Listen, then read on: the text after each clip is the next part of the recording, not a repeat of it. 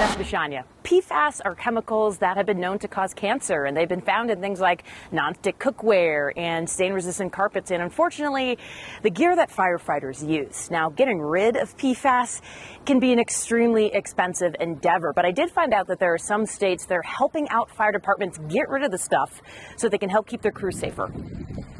It's a small community. Every time we go out, I want to run. It's usually somebody we know.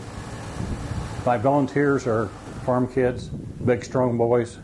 We do everything we can to make sure they don't get hurt, because I'm not the guy that wants to go to the front door and said, I let so-and-so die because I didn't train them or I didn't treat them right. I'm not going to do that.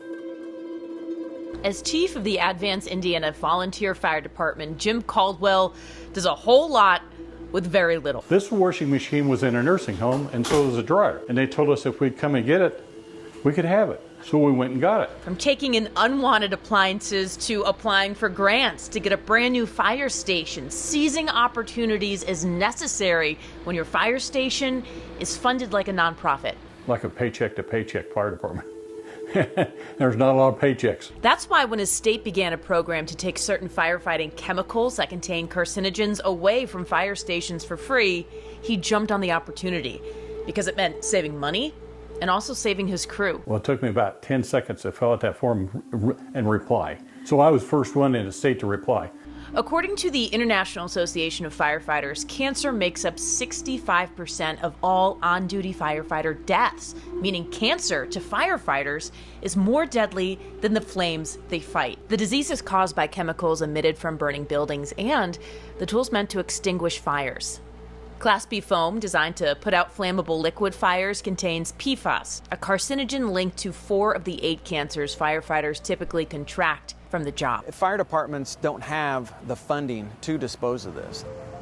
Joel Thacker is now the executive director of Indiana Homeland Security, but while he was fire marshal earlier this year, he started a state program that takes PFAS foam from fire stations and disposes of it for free. The process can end up costing thousands of dollars that many departments, especially volunteer departments, do not have. This is a public issue. It's everywhere. It's a forever chemical, and we're not going to be able to get rid of it. How can we collect it and work with professionals to find ways to dispose of it? Not every state has a program like this, but Thacker says about a dozen others do, including Massachusetts, Colorado, Connecticut, and Michigan. If you buy the tools to save people's lives, you can't waste money trying to get rid of hazardous material. It's a hard choice. I didn't know what to do, and the state saved me. For small departments like Caldwell's, any help to ease costs is welcome. And if that help also helps the well-being of the men and women in his department, he is incredibly grateful and hopes all states follow suit.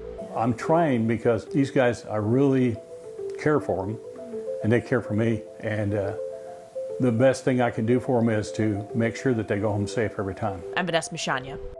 Our changing climate is making it harder to grow crops. The possible solution to prevent a future famine. Next on The Race.